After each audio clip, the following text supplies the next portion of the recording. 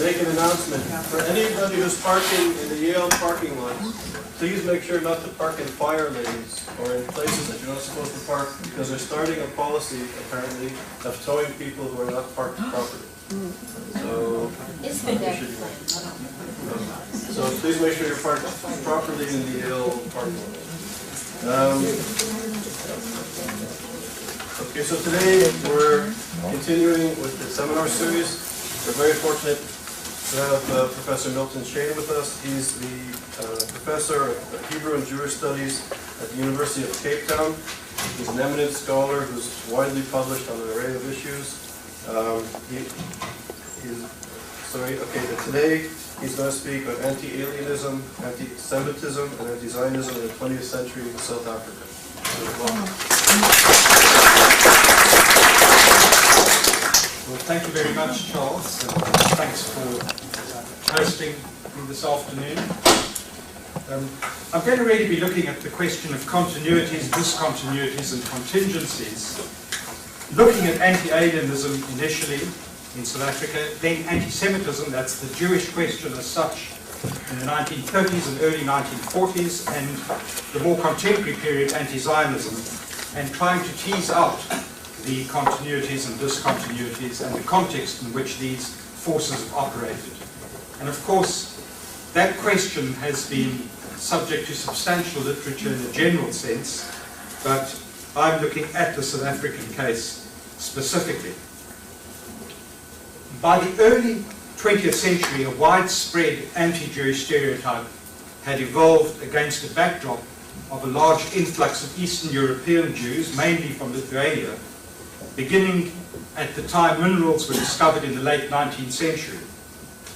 The newcomers attracted substantial hostile attention in the interior as itinerant peddlers, in particular in the southern Cape region, as traders in the ostrich feather industry, on the diamond fields as fortune seekers associated with illicit diamond dealing, in mining in Johannesburg, on the Witwatersrand as so-called Peruvians, a term unique to South Africa, we can discuss at question time possibly, but they were associated with the seamier side of the city's life, including the illicit liquor trade, prostitution, and then as mine magnates or cosmopolitan financiers on the Witwatersrand, who were seen to be bent on dominating the country.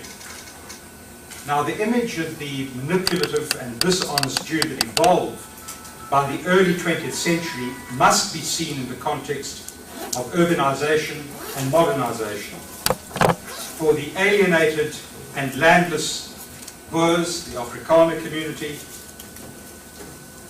part of what was emerging as a poor white problem, for them the Jewish store, at least for some of them, was seen as a symbol of greed and dishonesty.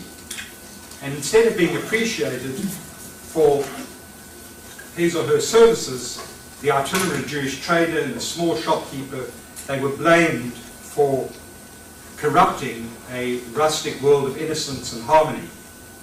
In the urban centres, antipathy was driven by competing merchants, the established English-speaking mercantile class, who considered Jewish trading patterns repugnant. Just to get a sense of the flavour, an English weekly, The Owl, reported on the Jewish traders in the city of Cape Town the following terms, and I'm quoting, "The fact is, Cape Town at the present time is full of those Polish Jew hawkers who live in dirtier style than Kafirs, and existing on about £0.5 a week, rob the tradesman of his due. They don't pay rent, rates or taxes, yet they're allowed to sell goods just the same as if they kept a store. Respectable Europeans should order these people from their doors. That is the only way to put them down. Let these people do manual work." Far more sinister than the trader was the image of the Jew as part of a network of international finance, a trope well known at this time in Europe. The notion of the cosmopolitan financier found fertile soil in South Africa, where mining magnates or landlords among whom Jews were disproportionately represented, were such a prominent feature in society. It made little difference that these Jewish financiers had largely assimilated and were Jews in name only. Their presence was particularly highlighted in England by the pro-Boers at the time of the Anglo-Boer War, and in letters to the press and cartoon caricatures of a corpulent and Semitic-looking financier, these ideas percolated into South Africa. And the conspiratorial view of international finance was most clearly enunciated by the well-known J.A. Hobson, at that time the Manchester Guardian's correspondent in Johannesburg. His sentiments were captured in his book, The War in South Africa, which postulated the war being fought in the interests of a small group of international financiers, chiefly German in origin and Jewish in race, as he put it. These ideas were consolidated after the war, this time in connection with the controversial importation of Chinese labor to replace dwindling African reserves on the mines. Increasingly, the alien plutocrats, or the Hebrew goldbugs, were portrayed as responsible for the scheme. It was in this climate that Hockenheimer, a quintessential Jewish parvenu based on a stage character, it's at this time that he became a household name and a visible component of the anti-Jewish stereotype, complementing the Peruvian image that associated with the Jewish trader and the underworld. In the eyes of the anti-Semite, it was the dishonesty of the Peruvian that enabled him to achieve plutocratic eminence. Hockenheimer, allegedly the eminence grise of South Africa, merely symbolized on a higher plane the machinations of the Jewish peddler and of the illicit diamond and liquor dealers. During the First World War, the anti-Jewish stereotype was embellished, with the Jew being identified as a military shirker, and after the Russian Revolution, as a subversive Bolshevik. Thus, a Russian-Jewish conspiracy was the way leading newspapers depicted South Africa's major labor strikes in 1922 under the Waterstrand, the so-called Rand Revolt. By the mid-1920s, newspapers began to question the potential for Eastern European Jews to integrate into South African society. Unassimilability became the new catchword, an idea influenced directly by nativist literature and nativist ideas from the United States, as well as by a new domestic segregationist discourse in which race and culture were conflated. The anti-Jewish stereotype was thus intimately bound up with the local stresses and upheavals engendered by South Africa's mineral revolution. For many categories of the social spectrum, the impoverished farmer, the unemployed worker, the competing merchant, the frustrated businessman, the fearful worker, the stereo served as a psychological cushion. It was a universal scapegoat in an age of turmoil. I'm going to jump now to the Jewish question of the 1930s and early 1940s. Against the backdrop of the evolution of the anti-Jewish stereotype, it was no surprise that the full spectrum of the English and Afrikaans language press welcomed the Quota Act of 1930, which set out to curtail Eastern European Jewish immigration. The Act heralded, in Todd Endelman's terms, the transformation of private into public or programmatic anti-Semitism. That is to say, anti-Semitism moved from relatively benign cultural and literary stereotyping to the public arena with demands for political action. The transformation was initially seen in the formation of the Grey Shirts, a far-right movement under the leadership of Louis Weichert. At its peak, it numbered about 2,000 members, and its success inspired similar organizations to mushroom across the country. Although inspired by Nazi forms and racist or folkish discourse, the substantive message of South Africa's fascist movements related to the South African experience. Jews had fomented the Boer War, inspired blacks against white civilization, controlled the press, exploited Afrikaners, dominated society, and so forth. Against a backdrop of drought, depression, and rapidly increasing black economic competition, these fascist clones, with the marked preference for the language and symbolism of Nazism, devoted themselves to attacking that oldest of scapegoats, the Jew. Indeed, a variation of the Protocols of the Elders of Zion appeared in 1934, leading to a major libel action against the leader of the Grey Shirts, Johannes von Moltke. Anti-Jewish ideas rapidly moved from the extreme right to the mainstream of Afrikaner nationalism, exacerbated by the influx of German Jewish refugees who found a loophole in the earlier Quota Act which did not apply to them. The groundswell of anti-Jewish feeling prompted demands for the ending of Jewish immigration. These developments galvanized the ruling United Party, that's the party of Jan Smuts, to introduce stiffer educational and financial requirements for purposes of immigration. And these were to take effect on the 1st of November 1936 and resulted in an interim increase in German Jewish immigration. By the end of October, well-attended meetings led by a group of Stellenbosch university professors, including H.F. Verwoerd, later the architect of apartheid. These meetings protested against the arrival, and particularly a ship bearing immigrants to Stuttgart.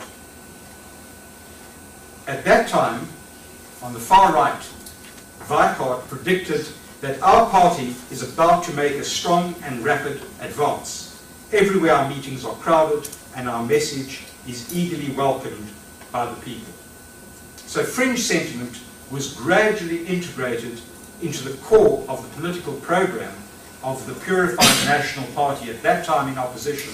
That's the party that would come to power in 1948 and develop its apartheid policies. But certainly for that party, at least in some quarters, they were calling for special action against recent Jewish arrivals, including restrictions on property rights and on access to the professions. These arguments were predicated upon Jewish unassimilability and fears of Jewish power and domination. In an obvious response to flourishing anti-Semitism, coupled with a private bill introduced by D.F. Malan, who would become the first Prime Minister of the apartheid state in 1948, there were attempts to stiffen naturalization laws, and the United Party introduced an Aliens Act designed to restrict Jewish immigration, particularly from Germany, without mentioning Jews by name. Immigrants were to be permitted entry by a selection board on the grounds of good character and the likelihood of assimilation into the European population. But that wasn't enough for the purified nationalists. For them, any Jewish immigration was unacceptable. Thus, the party leader, Malan, spelled out the whole corpus of anti-Jewish thought at the time to a university audience in 1937, when he related Jews as the problem in South Africa. And the Jewish question rapidly became a central plank in the platform of the radical right. Under pressure at the time from the far right, grey shirts and other fascist movements. The Jew was increasingly employed as an explanation for the Afrikaner's misfortunes. But it was Verwoerd who stood at the vanguard of anti-Jewish agitation. In a major editorial in the newspaper he edited called the Transvaal, he summarized the whole corpus of anti-Semitic discourse. Jewish domination in business and professions, the unassimilability of Jews, Jewish alienation from the Afrikaners, questionable Jewish commercial morality, and the use of money by Jews to influence government through the English language press. Obviously, the Jewish question was no longer the concern solely of fringe fascist groups. It was now firmly entrenched within white politics.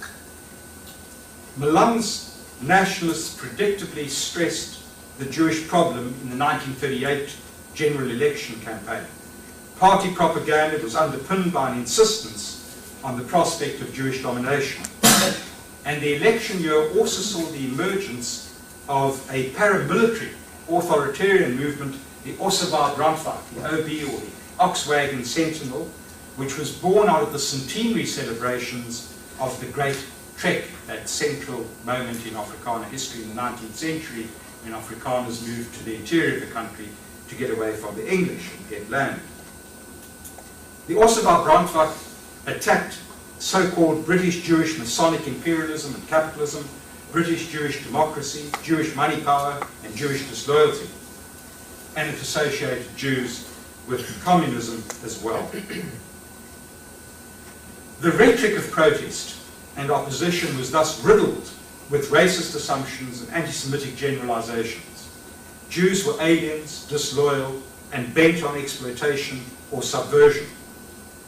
Hostility was driven largely by Afrikaner intellectuals, some of whom had studied in Germany, where they imbibed views of the corporate state, an idealist worldview, and a sense of exclusivist nationalism. These ideas propelled a powerful republicanism rooted in notions of divine election, a leitmotif within the Afrikaner civil religion. Like their European counterparts on the far right, Afrikaner nationalists were opposed to liberalism, Marxism, and laissez-faire capitalism, which was associated with British imperialism and exemplified in the Hockenheimer character I referred to earlier, who was clearly English-speaking, imperialist, and Jewish. Nationalist sentiment, in other words, sharpened perceptions of the Jew as a quintessential alien. For the far-right Afrikaner, he symbolized all that was foreign and oppressive. And moreover, as English speakers, for the most part, Jews were political enemies.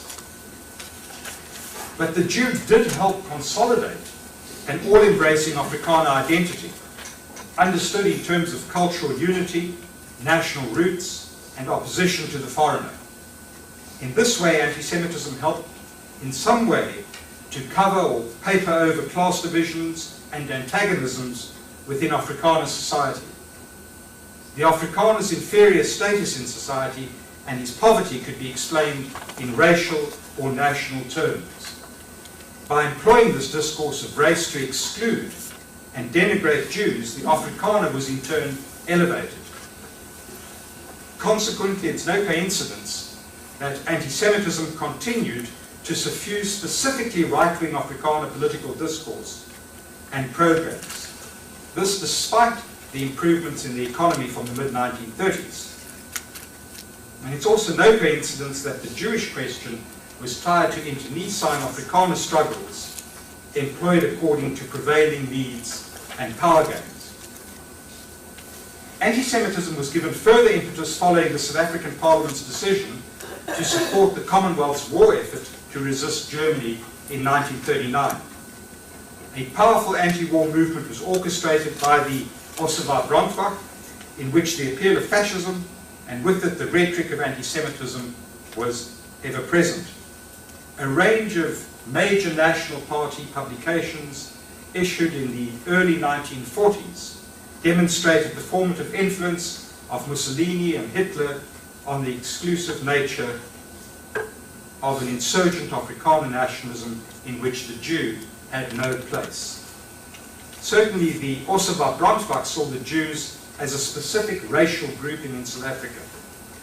But the struggle against Hitler gradually eroded the warm reception accorded to Nazi and fascist ideas.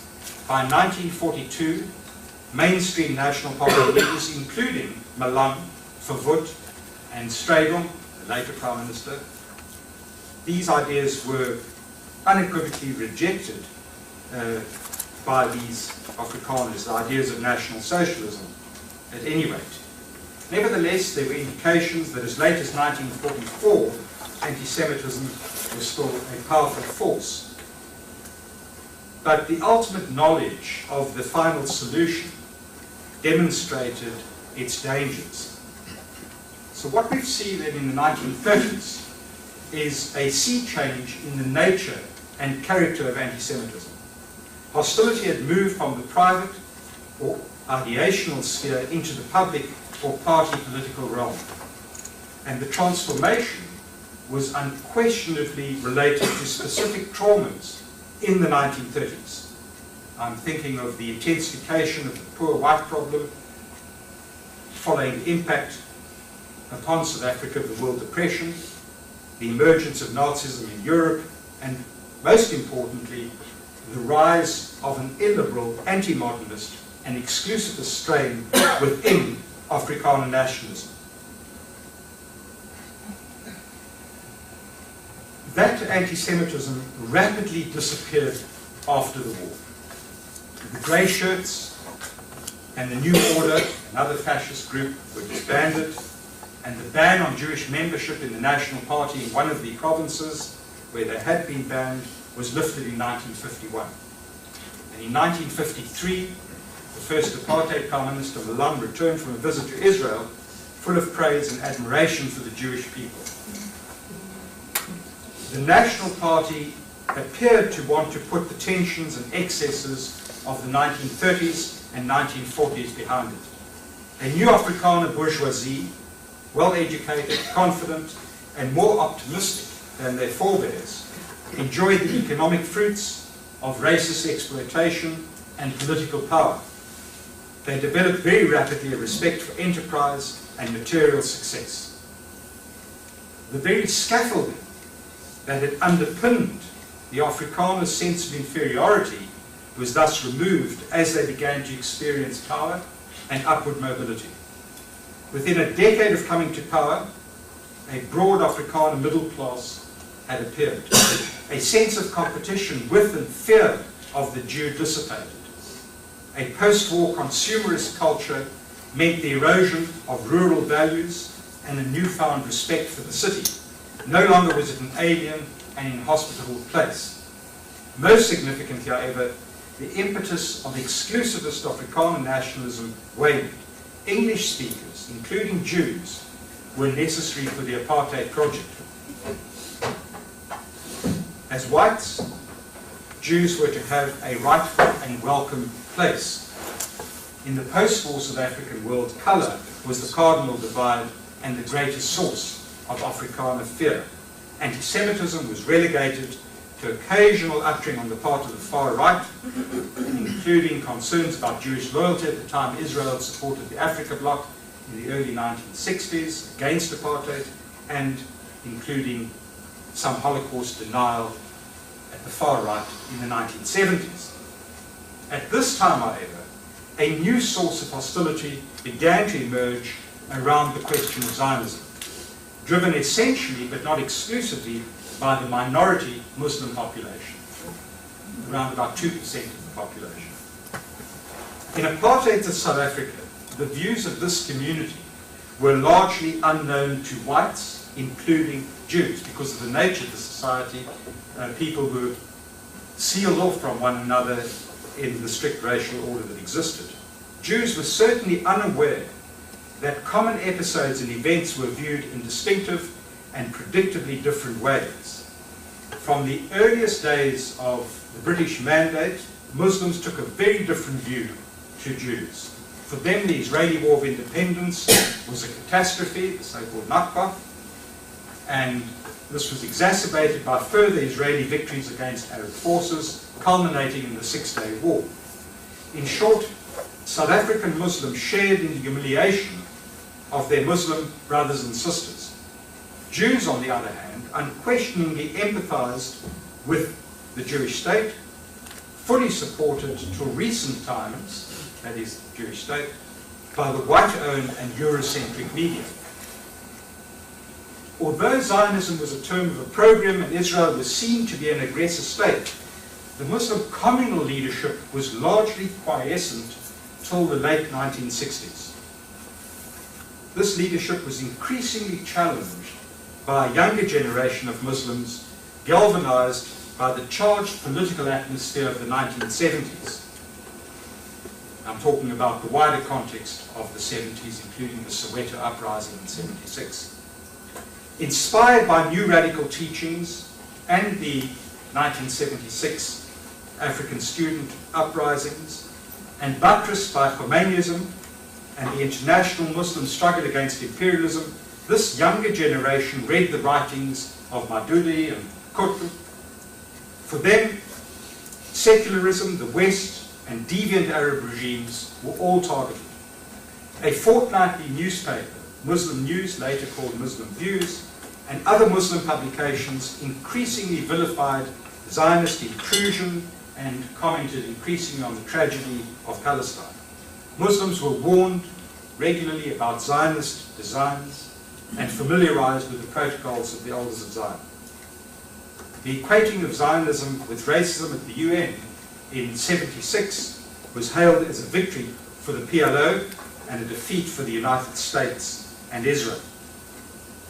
By the late 1970s, a Palestinian Islamic Solidarity Committee had been established in Durban, and the Muslim Youth Movement, the MYM, had embarked on a thorough training schedule, including study programs, special camps and manuals, all linked intricately with international Islamic resurgent literature and tapes. Zionism, secularism, capitalism and communism were all identified as threats. Impetus was added by the success of the Iranian Revolution in 1979. The writings of Shariati and Khomeini were now included in the reading lists of these movements. In 1980, a radical group, Qibla, was founded, patently inspired by the overthrow of the Shah in Iran and culpably informed by global perspectives on the potential for challenging the South African state from a Muslim perspective. It spoke of Islamic revolution in South Africa. Never on the cards, and still not on the cards, by sheer virtue of numbers, and as I'll explain later, one can't generalize from a few.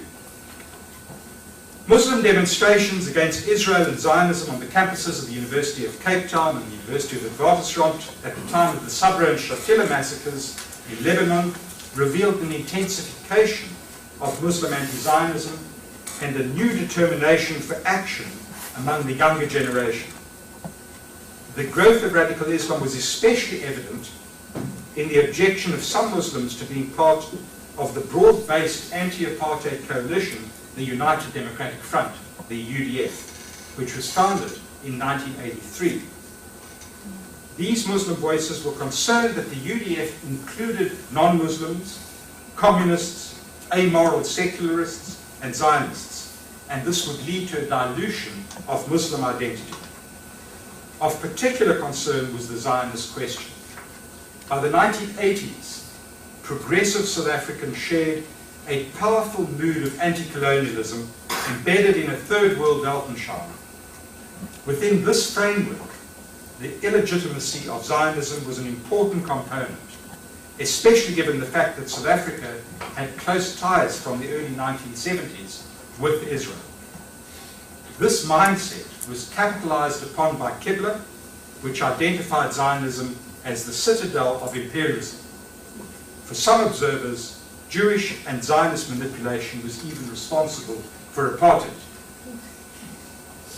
By the late 1980s, Muslims were increasingly visible in anti-apartheid protest marches. But once the ban on illegal organizations had been lifted by President de Klerk in 1990, these Muslims widened their focus to include Bosnia, Kashmir, and Palestine. The United States embassies and the Israeli embassy were regular targets of anger, and Israel's links to the United States always noted.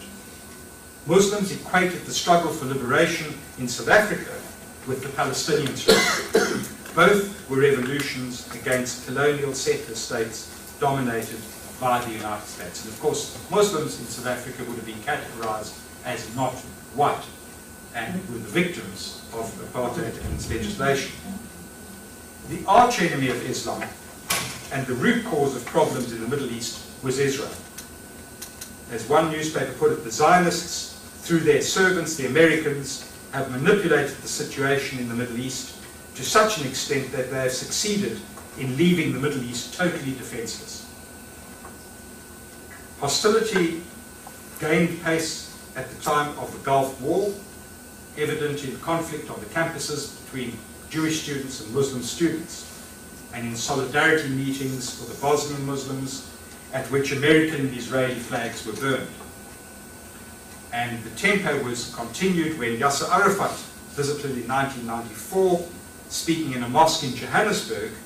He called on South African Muslims to join the struggle to liberate Jerusalem. Jihad will continue, he said. You have to fight and start the jihad to liberate Jerusalem, your sacred shrine. And 1 year later, on Al-Quds Day, placards were displayed outside the Israeli embassy in Cape Town reading, "Kill a Jew, kill an Israeli, and Jewish blood." And not surprisingly, the assassination of Rabin was greeted as a miracle from God, according to Muslim views. By then, the Israeli-Palestinian conflict was undoubtedly the central concern of Muslims in South Africa. The Jewish state was a focus of evil and a conspiratorial center rooted in the Zionist movement. Such sentiments were articulated at an international Muslim conference held in Pretoria in 1996 called "Creating a New Civilization of Islam," and speakers there referred to the Jews as a powerful economic force and blamed Zionists for all evils in society. And this is the context in which PAGAD, an acronym for People Against Gangsterism and Crime, was founded, a vigilante movement which built upon mounting despair as law and order broke down in the aftermath of apartheid's demise, the loosening of the police state, and activated by a prior history of gangsterism in the townships. And PAGAD appeared to provide solutions. Against a background of poverty, unemployment, Muslims marched to the homes of gang leaders and offered Islam as the only solution. When voices were raised against PAGAD's activities, these were blamed on global conspiracy. And when the African National Congress, now in power, the Party of Liberation, when it issued a document, The Threat of Fundamentalist Islam, one Fuad Rahman, who is not well known by anyone, but interesting from our point of view, he responded in the columns of Muslim Views that the document produced by the ANC was a product of, quote, the Israeli intelligence network known as Mossad. The ANC government, according to Rahman, is heavily influenced and controlled by Zionists. Of course, that wouldn't have had much traction. But he continued that Mossad was working hand in glove with the CIA due to their extensive surveillance of Muslims here, knew about PAGAD before PAGAD knew about PAGAD. Now, Rahman's conspiratorial views knew no bounds, and he reflected an increasingly paranoid cast of mind. South Africa's moral collapse was linked, in his view, to the apostate, as it happens, Jewish mining magnate Harry Oppenheimer, the, as he put it, Rahman put it, South African equivalent to the American moneymonger known as Rockefeller, who due to his wealth and owning America dictates American policy. Oppenheimer was accused of being a Zionist, manipulating American President Bill Clinton, and defining his anti-Islamic policies. He went on to say, this is why America, used and under control by the Zionist conspiracy, has ousted the popularly voted in FIS government in Algeria and replaced it with the puppet yes boss dictator. In Rahman's view, South Africa was also being manipulated by Zionists, whom he alleged, in addition to controlling the Johannesburg Stock Exchange, had infiltrated major ANC government structures with so-called white liberals sitting in key positions. He went on to say, I'm quoting, the Oppenheimer family dictates global economy trends due to the wealth of all South Africans they have usurped. He, that is Oppenheimer, is also linked to a major Zionist structure, conspiring to dictate world policy due to owning the world's wealth. Rahman even blamed the demise of the National Party, the party of apartheid, which relinquished power in 1994. He blamed its demise on the Zionists and ensured readers that the Zionists would similarly make the ANC incapable of governing. And this would, as he put it, ensure greater money control on the wealth of the nation. So Muslims then were well informed by Mr. Rahman and did not contradict in the press this tirade and conspiratorial piece. They continued to focus on the Middle East and continued to burn flags at every opportunity. In 1994, the Islamic Unity Convention was founded by Ahmed Qasim, an anti-apartheid activist who had spent a number of spells in jail, including Robben Island, where Nelson Mandela was kept. Qasim had also been a political prisoner. And his movement, the Islamic Unity Convention, claimed to be a union of 200 groups. They took very much a line supporting Hamas, had regular protests, and appealed to Nelson Mandela to deal with the Palestinian question. The hostile mood was exacerbated by the breakdown in the Israeli-Palestinian Oslo peace process. In this atmosphere, even an invitation to the new National Party mayor of Cape Town, the Cape Metropolitan Council, to attend an international mayoral conference in Israel in May 1998. This led to a fiery debate and heavy pressure on the mayor from Muslim organizations, supported, I might say, by the ANC's provincial caucus, that he should not accept the invitation. In the context of such tensions, it was quite predictable that the Israeli Jubilee celebrations in Cape Town were marred by Muslim protests, and a letter from the Secretary General of the Muslim Judicial Council, the central body representing the Muslim population, claimed that it was appalling for any South African to share in the celebration of Jews and Zionists on the occasion of the Jubilee. And the mood was further inflamed with when the government refused a visa to Sheikh Yassin, then the spiritual leader of Hamas. But he did have a telephone interview from Kuwait, which was broadcast from a Muslim radio station, and further inflamed people and increased the call for death to Israel, and one Zionist, one bullet, which of course echoed the well-known refrain from the Pan-Africanist Congress, one settler, one bullet. So the by now well-organized Muslim community continued to explain its views on Zionism in terms of conspiracy theories built upon notions of a new world order and the scapegoating of Muslims. Zionists were at the core of global problems, again evident in the second Intifada, when calls were made on the South African government to cut ties with Israel. There were widespread demonstrations with the second Intifada, and this laid the foundations for further radicalization, which of course reached its apogee in the now infamous Durban United Nations Conference in August 2001. There was huge international support, and the occasion, as you well know, turned into an extension of the Arab-Israeli conflict and an opportunity for those present, most of those present, to portray Israel and the Zionist ideology as evil incarnate. Durban became, in the words of Erwin Kotler, who spoke here recently, Durban became a byword for racism and anti-Semitism. Given the tempo of the times, it's not surprising that many Muslims following 9/11 took their conspiratorial ideas further. Zionist connections with the USA were always identified, and what was in essence a political conflict over disputed territory at least for some, was turning into a cosmological struggle. And this was well captured in an interview in September 2004 when a young Cape Town cleric a Muslim cleric studying at the Al-Aqsa Institute in Cairo, he referred in his talk to the protocols of the Elders of Zion, noted that Jews controlled the economic systems of the world, all our land, all the means of the radio stations, the newspapers, the televisions, they are controlling all these things, and this is how they have full control over the whole world.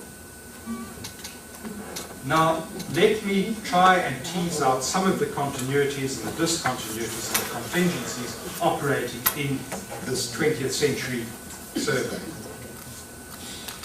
By examining particular moments of hostility towards Jews through the century, it becomes apparent that the purveyors of hate changed caste over time. Anti-Alienism or hostility towards the Eastern European Jewish immigrants emanated essentially from the white English-speaking merchant class and from Afrikaner farmers. The Jewish question in the 1930s and 1940s built upon classic anti-Jewish motifs.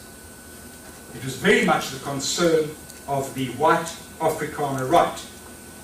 And of course, hostility towards Zionism emanates largely, but not exclusively, from the Muslim community, which by and large, as I mentioned earlier, falls within the non-white category of the old apartheid racial order. The English-speaking community never bought into the Jewish question as such, and anti-Semitism, as I've indicated among the Afrikaners, effectively disappeared once the National Party gained political success in 1948. In each of these phases of hostility, it's apparent that perceptions of the Jew were informed, at least in part, by ideas and intellectual traditions from beyond South Africa. And this is hardly surprising. The period of anti-alienism at the start of the century was an age of increasing literacy, improved communications and large population migrations, specifically between Britain and South Africa. The penetration of European ideas was inevitable, including the anti-Jewish stereotype, and a vaguely racial definition of Jewishness ensured that those traits traditionally associated with Jews would be ascribed to their co-religionists in South Africa. The impact of European ideas was particularly apparent in the 1930s. The radical right, as I've indicated, manifestly shared many fascist ideas, evident in the shirtist movements, most famously the grey shirts, also in the Osaba Brandbach and the New Order, and evident in the penetration of the protocols of the Elders of Zion into South Africa. Local anti-Semites were well connected to a nexus of international anti-Semitism, demonstrable in the Protocols trial in 1934.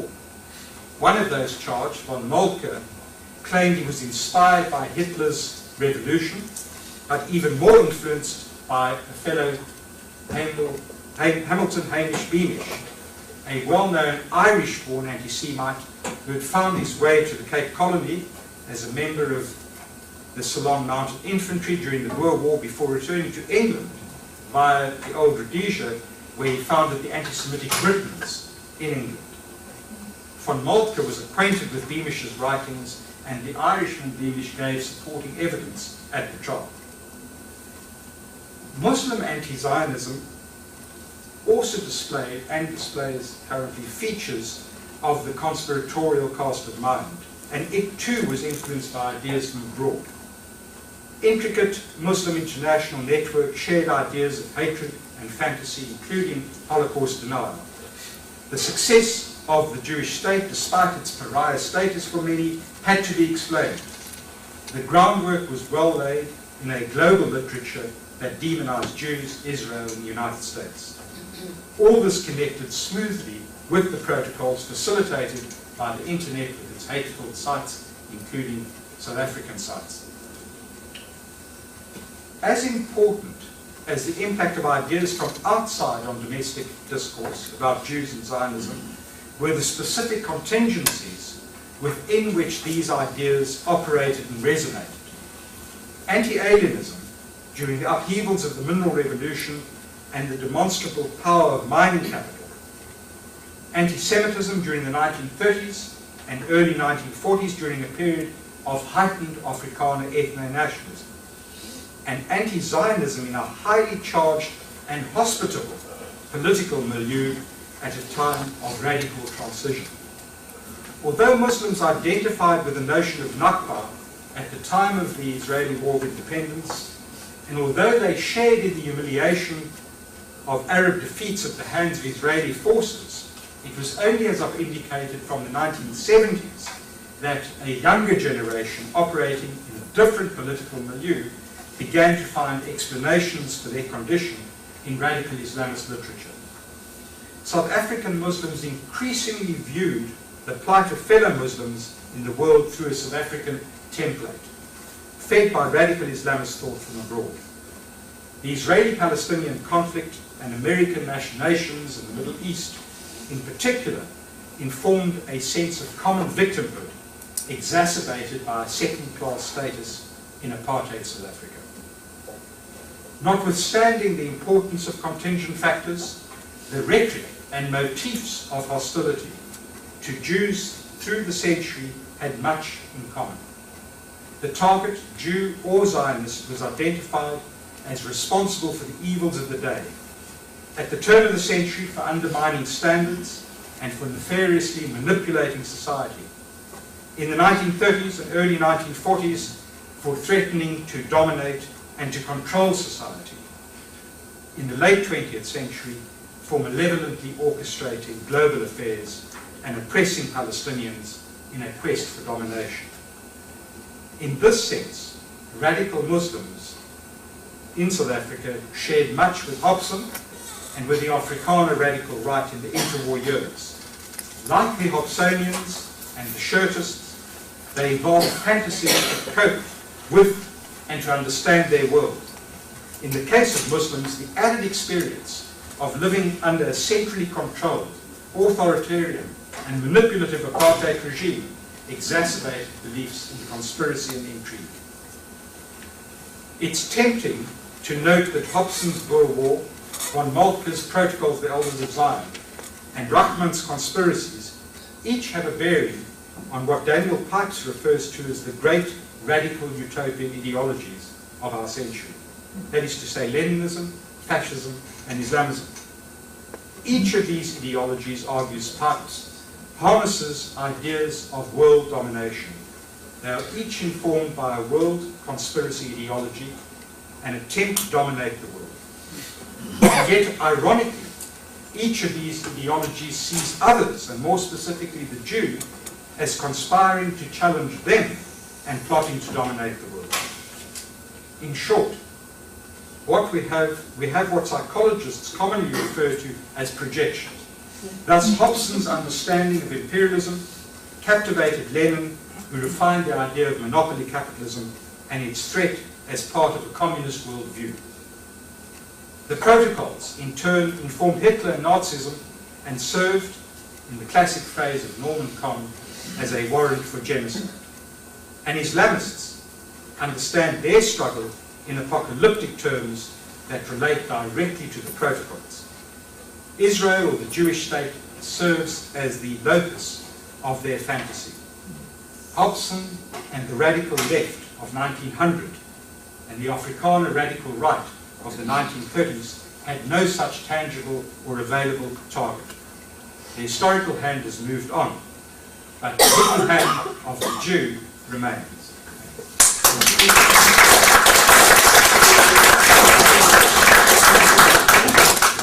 So, does anybody like to ask a question? Ed? What percentage of the South African population is represented by Jews over this entire time period? Has it been relatively stable? Has it always been within a half a percentage point or something? Thank you. I should have indicated the Jews at their height numbered 118,000, and as a percentage of the so-called white population at their height, 4.7%. of the white. 118. Sorry. 118. 118, yes, 118,000. But as they are. Today they number about 75 or 80,000. A minuscule part of less than 0.5% of the total population, much less. And the Muslims, as I indicated, are today about 800,000. So it's a small community, and of course they don't all subscribe to these views, although Zionism, or hostility to Zionism, is a common glue. But the majority of Muslims draw on a much more ecumenical Islamic tradition, and not the conspiratorial tradition that I've been identifying. But the reason I ask is, although the specifics, of course, are very different with South Africa from other countries, we've now had several talks from people who have come through and told us about anti-Semitism in Russia or in the Muslim world, even in Canada. And there's always a common ending, basically, which is the Jews seem to be the perfect scapegoats. And so the question that I keep asking myself is why? And so what are sort of the necessary features? And one of them has got to be that if you're going to spread all sorts of stories about a group, conspiracy theories and so forth, there can't be too many such people, because then it would be very easy to see that the conspiracy theories are wrong. It's much easier to make things up about small groups. Which led me to the following thought: was there any other group in South Africa over this time period which shared the sort of discrimination that you've described against the Jews? Obviously, the blacks were put down for these, but was there any sort of small, select group which also, from many different points of view, from the right, from the left, what have you, shared in this sort of discrimination? There would no doubt be ugly stereotypes about groups between different segments of the population, but not the controlling sort of idea of manipulating society. I can't think. One hears occasionally of the Illuminati in small circles. One spoke about the Yellow Peril, the Chinese immigration as a concern, but I can't think of any group that has been the subject as a minority in the way the Jews have been. Just a point, if you can nod to me, I'll sort of keep a list of questions, and I want to ask you a question as well. So given the impact of colonialism on European political, socioeconomic domination of Southern Africa, and the missionaries and the Christianization of Southern Africa, what impact, if any, has anti-Semitism had on the indigenous African populations? When it comes to black anti-Semitism, we don't know too much. In 1972, there was a study done by Melville Edelstein, who was the first white person killed by a mob at the time of the Soweto uprising. He had been quite a liberal fellow who had been working in the townships and did a study of matriculation students in Soweto High School. And he found that the Jews were very low on the order. In other words, they were disliked. Only the Afrikaners were disliked more. And he tried to explain it in terms of Christian missionary teaching. I'm not sure if that's altogether satisfactory, although you don't see much in the literature about Jews. Very often you see positive things. But in the Zionist question, you've got a very different setup. The broad population, in a sort of third world knee-jerk response, sees the Middle East through a spectrum or South African template in which, as I indicated, Palestinians are seeking liberation, as did the Africans in South Africa. A lot resonates with these people. For example, the idea of holding on to an ethnic state, as the Jews wish to, echoes the Afrikaner ethnic state. The fence or the wall has all sorts of resonances with apartheid, and the balkanization or cantonization of the territories resonates with apartheid homelands. So for the South Africans, the broadly anti-Zionist worldview is very powerful indeed, although the official policy is a two-state solution, accepts a secure Jewish state alongside a Palestinian state, and I understand that is because the United Nations takes that view, and South Africa follows a multilateral foreign policy in which the UN would be very important. But the template is very much a South African one. To what degree did Mandela and Mbeki pay attention to this tiny Muslim community in terms of their anti-Semitism? That's one question. And then you emphasize the far right during the 1930s, the extreme right. Where did Herzog stand, who was the prime minister until 1939? Okay, two questions. The current situation with Mandela and Mbeki, with response to this tiny Muslim community. The ANC, with its long history of opposition to racism, is fully against any notion of classical anti-Semitism. It's an environment today in a society self-styled as the Rainbow Nation, in which anti-Semitism in its classical form would have no future in that sense. In its form of anti-Zionism, to the extent that that's a debate, and of course you know that well, that could be different. But classical anti-Semitism would not be accepted by Mandela, not by the ANC. It's a form of prejudice which they fought long and hard against for close to 100 years. They are concerned about Islamism. The vigilante group I referred to, PAGA, People Against Gangsterism and Drugs, was taken very seriously by the ANC, and it led to the 740 pipe bombs going off in the Western Cape region of Muslim against Muslim, including progressive academics who were concerned with gender issues in Islam, one of them ending up at Duke University, building a very fine career there. But his house was firebombed and he left Cape Town. Now that was of great concern to the ANC in the late 1990s, and they took action, police action, and quelled it. But they do take it seriously, but it does represent a minority, because there's a long part of the resistance struggle includes Muslims. And those Muslims have fought for constitutional Western-style democracy. So it's not an Islamist movement, or the vast majority of Muslims in the country are quite happy in a multicultural, multi-faith society and would not support any Islamization of the society. But what's disturbing is that you do not get the sort of response one would hope for in the mainstream Muslim press to the outrageous conspiratorial claims, the kind of which I read some. And Herzog? On Herzog, he was with Smuts very much, and they felt the pressures from the far right, and he went along with the Aliens Act, Herzog. But there's not much evidence to my knowledge of him really sharing those views, but during the war when he broke away. Right. So ultimately then, the sort of mainstream Afrikaners did not agree with the right-wing extremists and their anti-Semitism? Well, the Afrikaner historian, Herman Gellerleer, who you know, he and I have had a disagreement about the extent of anti-Semitism. He feels it was very, very marginal and just instrumental in its use. There were calls to limit and control in some sectors of the party the Jewish position in South Africa. And they had some inveterate anti-Semites in important positions, including the apartheid early foreign minister Eric Lowe, who was a dyed-in-the-wool anti-Semite, and others. Malan soon put his anti-Semitism behind him, the first prime minister, but Verwoerd had written substantially on the Jews. Could you comment on the role of Jewish intellectuals in the university system in South Africa? Sure.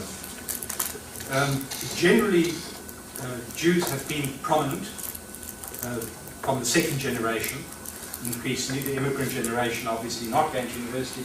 The next generation increasingly going into, well, most of them don't go into the universities, but those that do go into the universities play a prominent role, particularly in law and medicine. They virtually to the end were liberals opposed to apartheid, and the intellectuals, the next generation, were very often informed by European Marxism, were prominent in the humanities and the social sciences, part of the new left, informed by those ideas, very often falling into the category of Isaac Deutsch's non-Jewish Jews, but playing an important role intellectually in the humanities. And some of the most prominent ANC intellectuals were Jewish.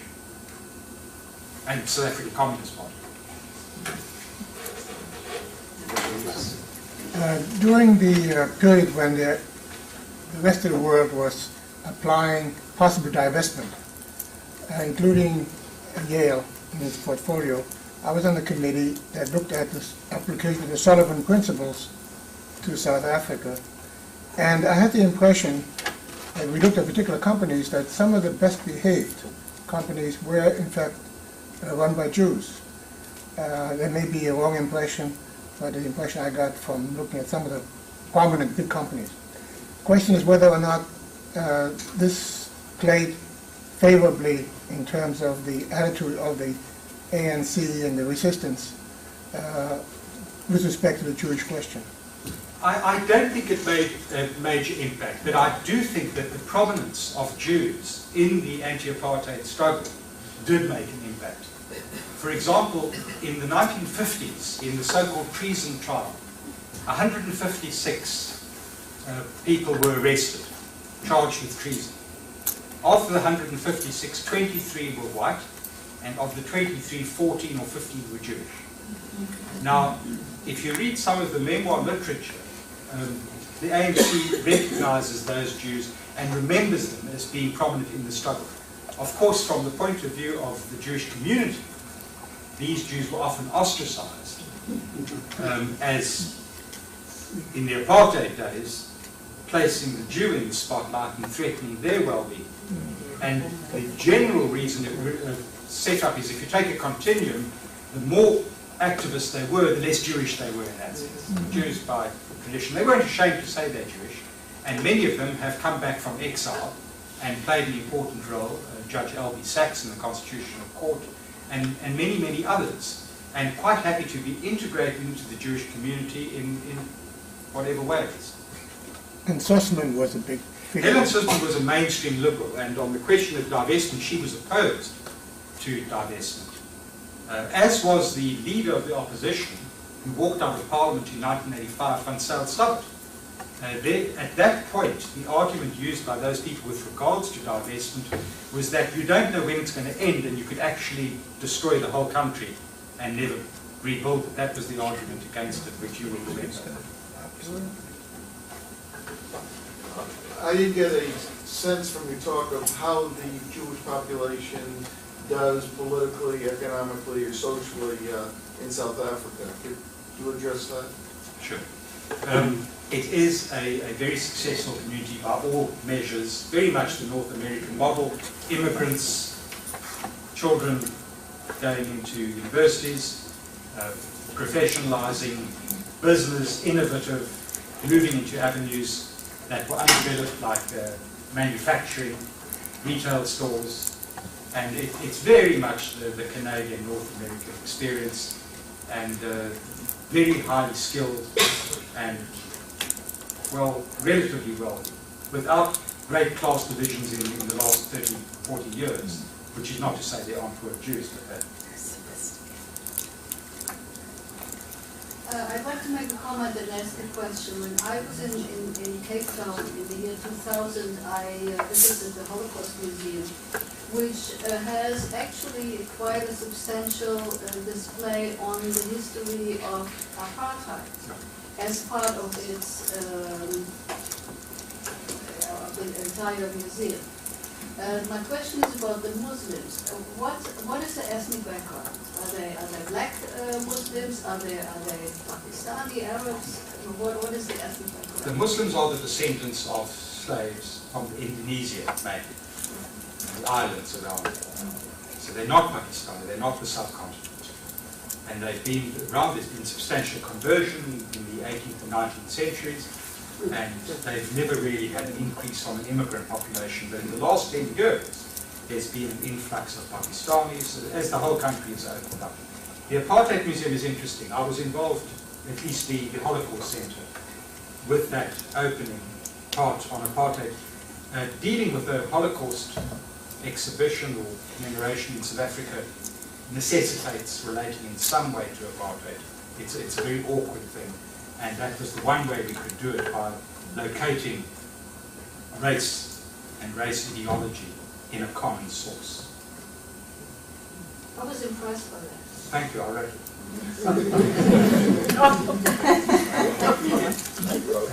Comment, I've met a Jewish woman, an Israeli originally from Rhodesia in Zimbabwe. And I remember a report citing that there are very few Jews left there. And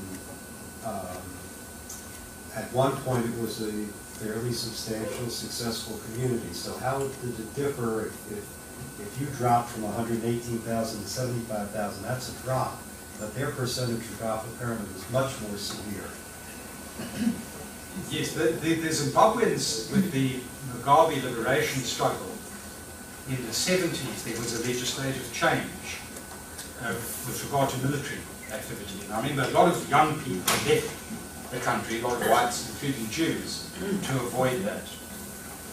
So that was a major drop-off. They were going to face that problem. It was also a very tiny population, To start a very tiny white population generally. And just ask, what is the local Jewish involvement in the diamond industry on the international level? Are Jews mainly into the normal businesses and academia, and are they involved in any of the international financial areas? They are. I mean, they have historically been involved with diamonds and beers. Are they involved? Going back a long way. What's the relationship between these local Jewish communities? Is there any? No, not massively today. So they're basically a service group Yeah, to the that's community. right. They're not involved. There have in been the prominent main thing. CEOs of certain companies. SA Breweries had a Jewish CEO, but they're not that big in Anglo-American Jews. Much more service and manufacturing. Retail, trade Retail, so they're more like a Haven community, New York. I'm sorry, I have a follow-up question to the ethnicity of the Muslims. I'm baffled why Indonesian, let's say descendants of Indonesian immigrants or slaves actually would identify with Palestine. Do they also identify with the victims of the Algerian Civil War, where Algerians were, Arabs were killed by Arabs, or now, Darfur, where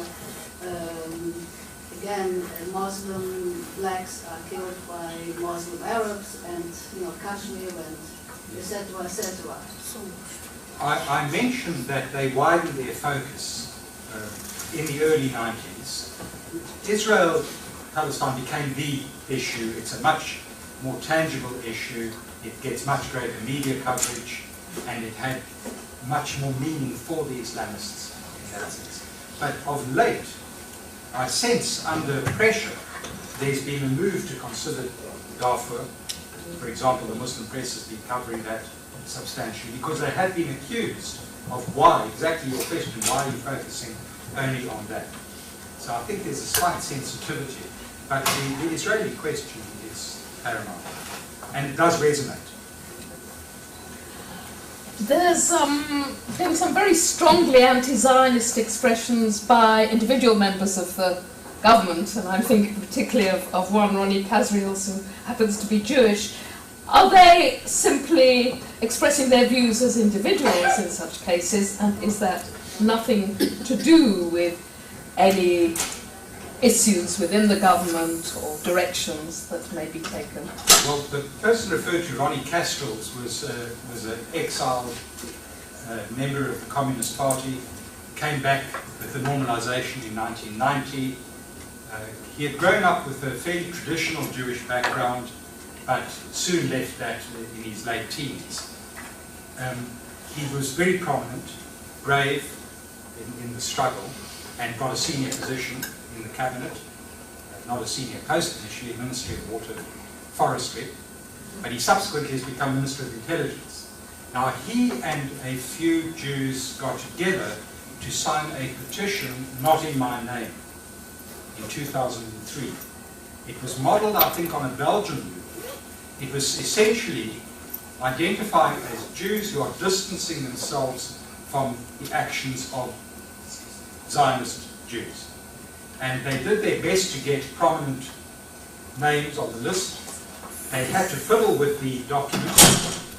It was launched with much fanfare, in fact with a parliamentary debate, but it was watered down substantially, allowing people like Nadine Gordiman to sign it. Now, the document Not in My Name was not particularly radical. It accepted a two-state solution, which is the government's policy, and in the whole process, Casserol's, in answer to your question, said he was speaking in his own capacity. I've just been to a conference with him, and he makes that very, very clear, that he's speaking, obviously, Minister of Intelligence, it's an important position, and he does it. Why he does it, why he takes such a sort of prominent position is difficult to know. He claims, you know, this is part of his tradition of resistance against oppression. But at the same time, he was involved in rendition, with a Muslim being sent off to the middle of nowhere, maybe Guantanamo, I'm not sure. And he caused a lot of flack. Now, maybe he connects these two. His prominence with the Anti-Zionism is enabling him to operate from an intelligence position against Islamism. That sounds a bit conspiratorial on my part. But he does continue to speak out. And only recently there was a major parliamentary debate with the Lebanese war, in which there was a very ugly anti-Israel resolution. And it often surprises me because Muslims are in important positions in government. They're disproportionately in government. It surprises me that the government has held on to the two-state solution. It's not impossible that they will eventually break with that under pressure to appease, even though it's a minority, but a vocal. Well, right. I mean, for example, the trade union in South Africa has gone much further than this, and has advocated, you know, a couple of times now a complete boycott of Israel. Yes. COSATU, the largest trade union federation, Congress of South African Trade Unions, called for breaking of diplomatic ties, ending of ties. And so there's a wellspring, and again, it's this idea of the Middle East replicating South Africa and liberation. It's also reinforced. I mean, there's this back and forth. If you take a look at anti-Israel activists really around the world, it's just a very easy analogy to slip into. I think a lazy analogy to slip into, but nonetheless slip into what they do. You take one more question? No? Okay, so thank you very much.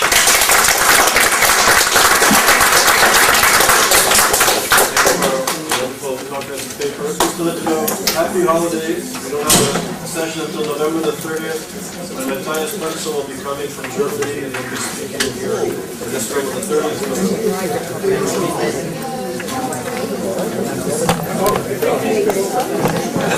Actually, so we are posted on the internet. Matthias will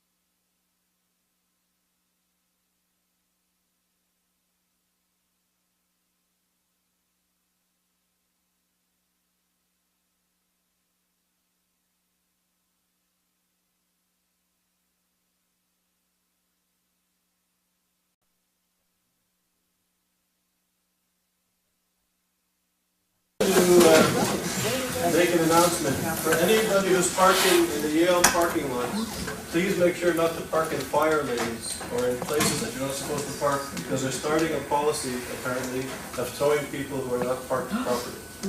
So, you should be So please make sure you're parked properly in the Yale parking lot. Okay, so today we're continuing with the seminar series. We're very fortunate to have Professor Milton Shain with us. He's the professor of Hebrew and Jewish Studies at the University of Cape Town. He's an eminent scholar who's widely published on an array of issues.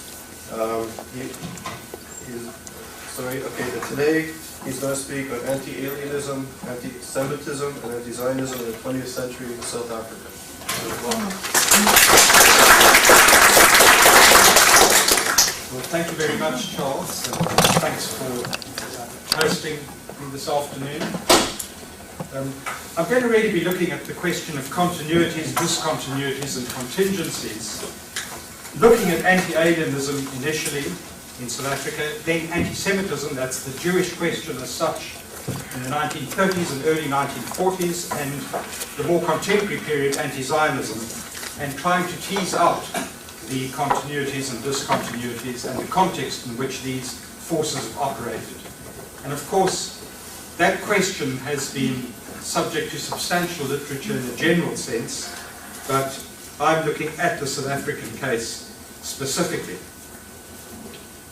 By the early 20th century, a widespread anti-Jewish stereotype had evolved against a backdrop of a large influx of Eastern European Jews, mainly from Lithuania, beginning at the time minerals were discovered in the late 19th century. The newcomers attracted substantial hostile attention in the interior as itinerant peddlers, in particular in the southern Cape region, as traders in the ostrich feather industry, on the diamond fields as fortune seekers associated with illicit diamond dealing, in mining in Johannesburg, on the Witwatersrand as so-called Peruvians, a term unique to South Africa, we can discuss at question time possibly, but they were associated with the seamier side of the city's life, including the illicit liquor trade, prostitution, and then as mine magnates or cosmopolitan financiers on the Witwatersrand, who would seem to be bent on dominating the country. Now, the image of the manipulative and dishonest Jew that evolved by the early 20th century must be seen in the context of urbanization and modernization. For the alienated and landless Boers, the Afrikaner community, part of what was emerging as a poor white problem, for them, the Jewish store, at least for some of them, was seen as a symbol of greed and dishonesty. And instead of being appreciated for his or her services, the itinerant Jewish trader and the small shopkeeper, they were blamed for corrupting a rustic world of innocence and harmony. In the urban centres, antipathy was driven by competing merchants, the established English-speaking mercantile class, who considered Jewish trading patterns repugnant. Just to get a sense of the flavour, an English weekly, The Owl, reported on the Jewish traders in the city of Cape Town the following terms, and I'm quoting, "The fact is, Cape Town at the present time is full of those Polish Jew hawkers who live in dirtier style than Kaffirs, and existing on about £0.5 a week, rob the tradesman of his due. They don't pay rent, rates or taxes, yet they're allowed to sell goods just the same as if they kept a store. Respectable Europeans should order these people from their doors. That is the only way to put them down. Let these people do manual work." Far more sinister than the trader was the image of the Jew as part of a network of international finance, a trope well known at this time in Europe. The notion of the cosmopolitan financier found fertile soil in South Africa, where mining magnates or landlords, among whom Jews were disproportionately represented, were such a prominent feature in society. It made little difference that these Jewish financiers had largely assimilated and were Jews in name only. Their presence was particularly highlighted in England, by the pro-Boers at the time of the Anglo-Boer War, and in letters to the press and cartoon caricatures of a corpulent and Semitic-looking financier, these ideas percolated into South Africa. And the conspiratorial view of international finance was most clearly enunciated by the well-known J.A. Hobson, at that time the Manchester Guardian's correspondent in Johannesburg. His sentiments were captured in his book, The War in South Africa, which postulated the war being fought in the interests of a small group of international financiers, chiefly German in origin and Jewish in race, as he put it. These ideas were consolidated after the war, this time in connection with the controversial importation of Chinese labor to replace dwindling African reserves on the mines. Increasingly, the alien plutocrats, or the Hebrew goldbugs, were portrayed as responsible for the scheme. It was in this climate that Hockenheimer, a quintessential Jewish parvenu based on a stage character, it's at this time that he became a household name and a visible component of the anti-Jewish stereotype, complementing the Peruvian image that associated with the Jewish trader and the underworld. In the eyes of the anti-Semite, it was the dishonesty of the Peruvian that enabled him to achieve plutocratic eminence. Hockenheimer, allegedly the eminence grise of South Africa, merely symbolized on a higher plane the machinations of the Jewish peddler and of the illicit diamond and liquor dealers. During the First World War, the anti-Jewish stereotype was embellished, with the Jew being identified as a military shirker, and after the Russian Revolution, as a subversive Bolshevik. Thus, a Russian-Jewish conspiracy was the way leading newspapers depicted South Africa's major labor strikes in 1922 under the Waterstrand, the so-called Rand Revolt. By the mid-1920s, newspapers began to question the potential for Eastern European Jews to integrate into South African society. Unassimilability became the new catchword, an idea influenced directly by nativist literature and nativist ideas from the United States, as well as by a new domestic segregationist discourse in which race and culture were conflated. The anti-Jewish stereotype was thus intimately bound up with the local stresses and upheavals engendered by South Africa's mineral revolution. For many categories of the social spectrum, the impoverished farmer, the unemployed worker, of Jewish immigration, these developments galvanized the ruling United Party, that's the party of Jan Smuts, to introduce stiff educational and financial requirements for purposes of immigration. And these were to take effect on the 1st of November 1936 and resulted in an interim increase in German Jewish immigration. By the end of October, well-attended meetings led by a group of Stellenbosch University professors, including H.F. Verwoerd, later the architect of apartheid. These meetings protested against the arrival, and particularly as ship-bearing immigrants to Stuttgart. At that time, on the far right, Weikart predicted that our party is about to make a strong and rapid advance. Everywhere our meetings are crowded, and our message is eagerly welcomed by the people.